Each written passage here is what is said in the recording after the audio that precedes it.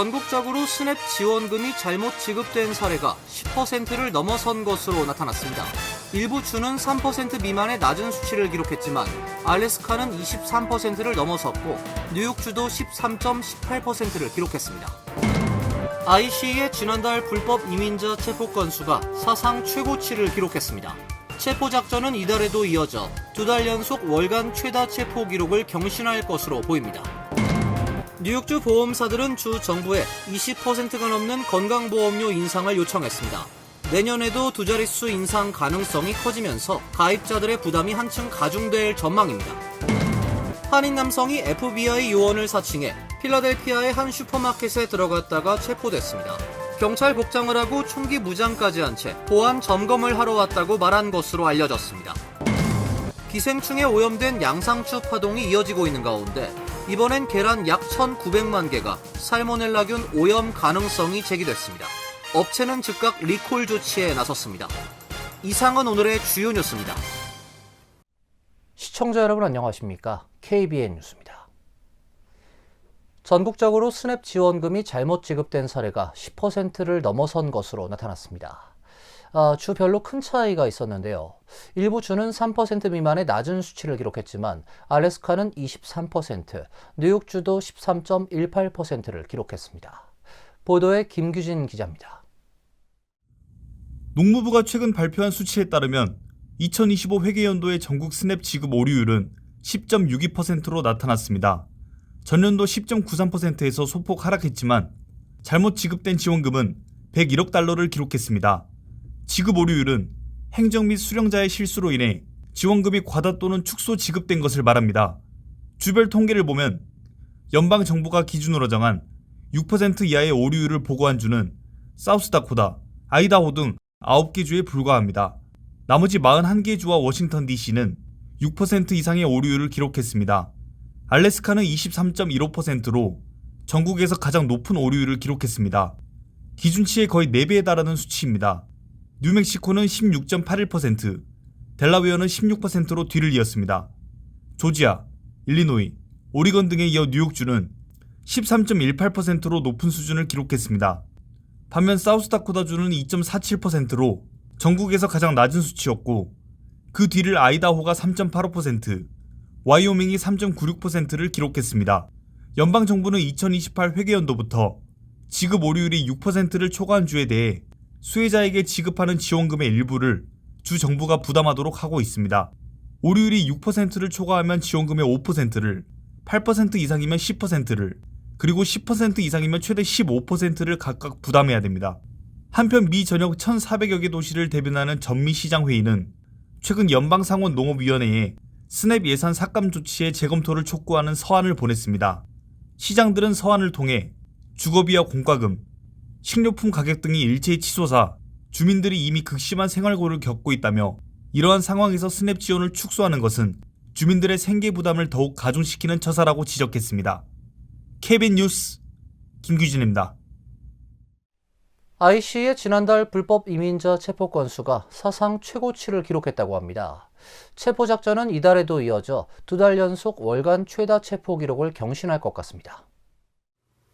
톰 호먼 백악관 국경 책임자는 어제 뉴스네이션과의 인터뷰에서 IC의 추가 예산이 확보됨에 따라 불법 이민자 추방을 위한 단속 작전을 한층 더 강력하게 밀어붙이고 있다고 밝혔습니다. 호먼은 7월엔 지난달을 뛰어넘는 속도로 불법 이민자 체포가 이루어지고 있다며 2달 연속 월간 최다 체포 기록을 경신할 가능성을 시사했습니다. 다만 그는 구체적인 체포 건수는 제시하지 않았습니다. 이와 관련해 시라큐스대 오스틴 코셔 교수의 분석에 따르면 7월 1일부터 11일까지 IC의 일일 평균 체포 인원은 1,474명으로 집계돼 지난 6월 1,300명을 이미 넘어섰습니다. 트럼프 2기 행정부 출범 이후 가장 빠른 체포 속도입니다. 반면 4에서 7월의 하루 평균 추방 건수는 약 1,256건으로 체포 속도를 따라가지 못하고 있습니다. 이 때문에 구금 인원이 계속 늘어 이달 11일 기준으로 IC 구금자는 총 65,765명으로 4월 초 약 63,300명보다 증가했습니다. 코셔 교수에 따르면 현재 IC 구금자 가운데 범죄 전력이 없는 이민자가 다수를 차지하고 있습니다. 단순 이민법 위반으로 구금된 비율은 증가한 반면 범죄 혐의가 있거나 전과가 있는 이민자의 비율은 감소한 것으로 나타났습니다. 뉴저지주에서 비시민권자 6,600여 명의 유권자 등록 사태와 관련한 논란이 이어지고 있습니다. 투표에 참여한 사람들의 처벌 요구와 함께 불체자들에게 운전면허 취득을 허용해온 주 법을 폐지해야 한다는 목소리가 커지고 있습니다. 뉴저지 주의회 공화당은 지난 22일 비시민권자들의 유권자 등록 사태의 주요 원인으로 두 가지 주 법을 지목했습니다. 지난 2021년부터 시행된 이민신분에 관계없는 운전면허 취득 허용법과 2018년 도입된 운전면허 신청 시 유권자 자동 등록법이 결합하면서 발생한 문제란 지적입니다. 공화당 측은 비시민권자가 유권자 명부에 오르는 문제가 더 이상 재발하지 않도록 두 법률을 즉각 폐지, 시행 중단하거나 최소한 개정해야 한다고 강력 주장하고 있습니다. 크리스틴 코라도 주 상원 의원은 2018년 유권자 자동등록법 시행 이후 주 차량국의 운전면허 신청 과정에서 유권자가 잘못 등록되는 위험성에 대해 수차례 경고해왔다며 실제로 주민들은 유권자 등록 과정에서 정당 소속이 잘못되는 등의 문제를 제기해왔다고 지적했습니다. 마이크 테스타 주 상원 의원 역시 내 생각이 틀리기를 바라지만 이는 빙산의 일각에 불과할 가능성이 매우 높다고 본다며 우려를 표했습니다. 뉴저지 공화당은 뉴저지 전체 유권자 명부에 대한 대대적인 감사를 실시해야 한다는 입장입니다. 아울러 유권자 자격이 없음에도 투표를 한 이들을 기소해야 한다고 주장하고 있습니다. 연방 법무부는 400여 명의 투표 참여자를 포함한 유권자 등록을 한 비시민권자 6,600명 전원의 정보 제출을 요구하고 본격적인 조사에 착수했습니다. 한편 이번 파문은 뉴욕주로 불똥이 튀는 모양새입니다. 사건의 원인이 된 소프트웨어 개발업체는 뉴욕주 차량국과도 계약을 맺고 있는 것으로 알려지고 있습니다. 뉴욕주 공화당은 뉴욕 유권자 명부 점검을 위한 청문회 개최를 요구했습니다. 뉴욕주 선관위는 유권자 등록 및 검증 절차가 뉴저지주와 다르다며 뉴욕주에는 영향이 없다고 선을 그었습니다. 내년도 뉴욕주 건강보험료가 다시 크게 인상될 것으로 예상되고 있습니다. 보험사들은 주 정부에 20%가 넘는 보험료 인상을 요청했다고 하는데요. 내년에도 두 자릿수 인상 가능성이 커지면서 가입자들의 부담이 한층 가중될 전망입니다. 뉴욕주 금융서비스국에 따르면 뉴욕주 건강보험사들은 최근 2027년 개인 건강보험료를 평균 21.1% 인상해달라고 요청했습니다. 직원 100명 이하 사업체가 가입하는 소규모 그룹 보험의 평균 인상 요청률도 25%를 웃돌았습니다. 보험사별 개인보험 인상 요청률을 볼 때 유나이티드 헬스케어가 52.1%로 가장 높았습니다. 이어 피델리스가 28.4%, 엠블럼 26.8%, 오스카와 하이마크가 각각 23.8%의 인상을 요구했습니다. 엑셀러스와 메트로플러스도 각각 17.2%와 17.0%, 헬스퍼스트는 14.9%를 요청했습니다. 다만 보험사들이 신청한 인상률이 그대로 적용되는 것은 아닙니다. 금융서비스국은 보험사들이 제출한 의료비 지출과 보험금 청구 실적, 운영비 등의 자료를 검토한 뒤 인상폭을 승인하거나 축소할 수 있습니다.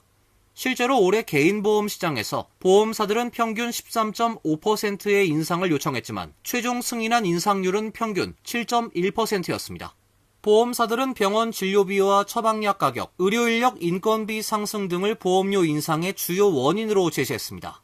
특히 의료 서비스 이용량이 늘고 고가 의약품 사용이 확대되면서 보험금 지급 비용이 예상보다 빠르게 증가하고 있다는 설명입니다. 전국적으로도 내년 오바마케어 보험료 두 자릿수 인상이 예상되고 있습니다. 의료정책 연구기관 카이저 패밀리 재단이 16개 주와 워싱턴 DC의 보험사 77곳을 분석한 결과 보험사들이 요청한 보험료 인상률 중간값은 14%였습니다. 이로써 2년 연속 두 자릿수 인상 가능성이 커졌습니다. 연방 하원이 트럼프 대통령의 대이란 전쟁 권한에 제동을 거는 결의안을 통과시켰습니다. 공화당 의원 4명이 힘을 보탰는데요. 하지만 불과 몇 시간 뒤 상원은 유사한 결의안을 부결 처리했습니다. 연방 하원은 어제 트럼프 대통령의 대이란 전쟁 권한에 제동을 거는 결의안을 찬성 214표, 반대 208표로 통과시켰습니다. 공화당 소속 의원 4명이 당론을 거슬러 민주당이 주도한 결의안에 찬성표를 던진 결과입니다. 하원 결의안 통과는 상징적인 의미가 크지만 전쟁 장기화에 대한 의회 내 불만이 여야를 막론하고 커지고 있음을 시사하고 있습니다. 대통령이 단기전으로 끝날 것이라 공언했던 것과는 달리 전쟁이 수렁에 빠지는 양상을 보이자 의원들의 좌절감이 깊어지고 있는 것입니다. 하지만 하원을 통과한 법안은 불과 몇 시간 뒤 찬성 47표, 반대 49표로 상원에서 부결됐습니다. 공화당의 수전 콜린스 의원이 찬성하고 민주당의 존 패터먼 의원이 반대하는 등 교차 투표가 나왔습니다. 중동의 군사적 긴장은 최고조에 달하고 있습니다. 임시 휴전이 사실상 붕괴한 지 2주 만에 미군은 이란에 대한 공습을 재개했고 이란은 주변국 미군 기지를 공격하며 맞대응했습니다. 전선은 페르시아만을 넘어 홍해까지 확대되고 있습니다. 이란의 지원을 받는 예멘 후티 반군이 홍해에서 사우디아라비아 유조선 2척을 공격하면서 중동의 주요 해상 물류 요충지 2곳이 동시에 위협받게 됐습니다. 트럼프 대통령은 유조선 피격 사건 직후 이란과 후티 반군을 향해 중대한 군사적 처벌을 가하겠다고 경고했습니다.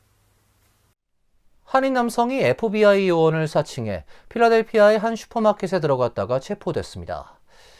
경찰 복장을 하고 총기 무장까지 한 채 보안 점검을 하러 왔다고 말을 했다고 하는데요.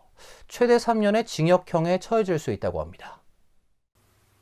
연방검찰은 어제 펜실베니아주 몽고메리 카운티에 거주하는 54세 한인 남성 이석준 씨를 연방 공무원 사칭과 총기 관련 혐의로 기소했다고 밝혔습니다.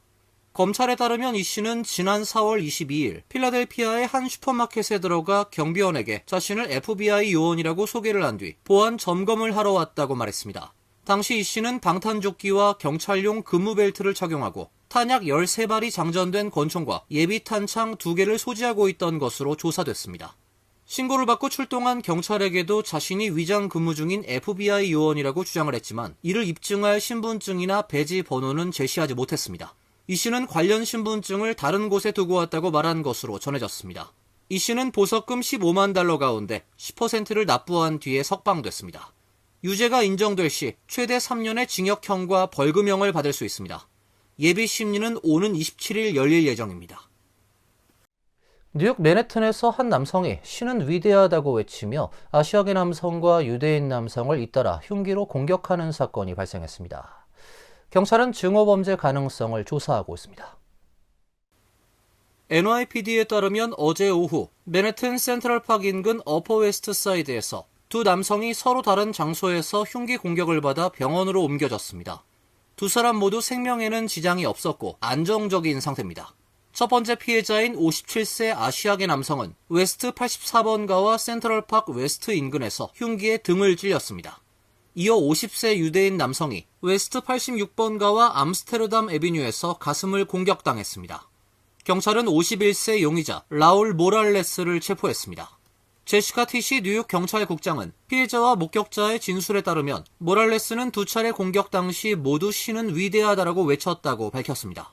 경찰은 범행 동기를 계속 조사하고 있으며 증오범죄 가능성도 있다고 평가했습니다. 경찰은 용의자와 피해자들 사이엔 별다른 관계가 없었고 두 피해자 사이에도 연관성이 없는 것으로 파악했습니다. 조란 맘다니 뉴욕시장은 이런 혐오스럽고 비열한 공격은 우리 도시에 발붙일 곳이 없다고 말했습니다. 다만 그는 초기 수사 결과 용의자의 정신건강 문제가 범행에 영향을 미쳤을 가능성도 있다고 전했습니다. 경찰은 구체적인 범행 동기와 피해자들의 인종, 종교적 배경을 겨냥한 공격이었는지 등을 계속 조사하고 있습니다. 기생충에 오염된 양상추 파동이 이어지고 있는 가운데 이번엔 계란 약 1,900만 개가 살모넬라균 오염 가능성이 제기됐습니다. 업체는 즉각 리콜 조치에 나섰습니다. FDA는 어제 텍사스의 계란 생산업체 미드웨스트 폴트리 서비스가 생산한 흰색 껍질 계란과 갈색 방사 사육 계란 약 1,900만 개가 살모넬라균에 오염됐을 가능성이 있다며 회수 조치를 발표했습니다. 회수 대상 제품은 텍사스와 루이지애나주의 크로거 매장과 오클라호마, 미시시피, 아칸소 등을 포함한 브룩셔 그로서리 매장에 공급됐습니다. FDA는 이번 발표 시점까지 해당 제품과 관련한 식중독 환자는 보고되지 않았다고 밝혔습니다. 미드웨스트 폴트리 서비스는 텍사스 농장에서 생산한 계란의 출하를 중단했다고 FDA는 덧붙였습니다. 살모넬라균은 계란의 껍데기나 내부에 존재해 식중독을 일으킬 수 있습니다. 오염된 계란을 섭취하면 12에서 72시간 안에 복통과 설사, 메스꺼움, 구토, 오한, 발열, 두통 등의 증상이 나타날 수 있습니다. 회사 측은 해당 계란을 구매한 모든 사람에게 이를 버리거나 구매한 매장의 반품에 전액 환불을 받을 것을 권고하고 있습니다. 이어서 간추린 소식입니다. 트럼프 행정부가 한국산 제품에 추가 관세를 부과해 관세율을 12.5%로 맞추겠다고 발표했습니다. 정부는 강제 노동 거래에 대한 우려를 해소하기 위한 조치라고 포장했으나 사실상 몇 시간 뒤에 만료되는 임시 관세를 대체하기 위한 조치입니다. 미국 무역대표부는 어제 트럼프 대통령의 지시에 따라 강제 노동 상품 수입 금지를 도입 강제하는 데 실패한 60개국이 대상이며 무역법 301조에 근거한 조치라고 밝혔습니다. 60개 대상국은 미국 수입의 99.4%를 차지하고 있어 전 세계를 대상으로 관세를 부과한 것과 마찬가지입니다. 이번 추가 관세는 동부시간 기준 오늘 오전 0시 1분부터 적용됐습니다. 재무부는 어제 발표한 미국 주요 무역 파트너국 거시경제 환율정책 보고서에서 한국, 중국, 일본 등 10개국을 환율 관찰 대상국으로 지정했다 밝혔습니다. 한국은 2023년 하반기 약 7년 만에 환율 관찰 대상국에서 제외됐으나 2024년 11월 다시 지정됐습니다. 이때부터 4회 연속으로 관찰 대상국에 이름이 올랐습니다. 미국은 교역 규모가 큰 상위 20개국 거시 정책과 환율 정책을 평가해 3가지 요건을 충족하면 환율 조작국으로, 요건 중 2개를 충족하거나 대미 무역 흑자 규모, 비중이 과다한 경우에 환율 관찰 대상국으로 지정합니다. 3가지 요건은 대미 무역 흑자 150억 달러 이상, 경상 흑자가 GDP 대비 3% 이상, 달러 순 매수 규모가 GDP 대비 2% 이상이며 12개월 중 8개월 이상 개입 등 3가지입니다. 최근 퀸즈 자메이카의 한 주택 지하실에서 전기 자전거 리튬 배터리 폭발로 사망사고가 발생하면서 뉴욕시 소방국이 리튬 배터리 화재 주의보를 내렸습니다. 뉴욕시 리튬 이온 배터리 화재 사망자는 지난 2023년 18명, 24년 6명, 25년 1명 등 급격히 감소하는 추세였는데 올해 들어 7개월 만에 첫 사망자가 발생한 것입니다. 올해 리튬 이온 배터리 화재 사건은 급격하게 증가하고 있습니다. 소방국에 따르면 올 7월까지 리튬이온 배터리 화재 조사는 235건으로 전년도 같은 기간 138건과 비교해 70% 이상 급증했습니다. 다행히 배터리 실외 충전 홍보가 효과를 발휘하면서 235건 중 137건이 실외에서 발생했습니다. 퀸즈 소재 리조트월드 뉴욕시리 카지노가 22일 카지노 호텔 및 다목적 콘서트홀 신축을 위한 착공식을 가졌습니다. 이번 확장 공사는 55억 달러 규모의 두 번째 프로젝트로 400개의 객실 규모의 하얏트 타워 호텔과 1200개 객실 규모의 크록포드 호텔이 신축됩니다. 공사가 완료되면 객실 규모는 총 2000개로 늘어납니다. 총 7000석 규모의 다목적 콘서트홀과 12에이커 규모의 공공 녹지 공간, 커뮤니티 센터 등이 새롭게 들어섭니다. 리조트월드 뉴욕시리 카지노는 공사가 완료되면 10,000개의 일자리가 추가 창출될 것으로 기대하고 있습니다. 리조트월드 카지노는 면허 취득 후 첫 12주간 1억 7천만 달러의 세금을 납부한 것으로 알려지고 있습니다. 연말까지 4억 2,500만 달러의 세수 확보가 가능해 주 정부에선 교육 및 교통 부분 예산으로 사용한다는 계획입니다. 환율과 증권 소식입니다.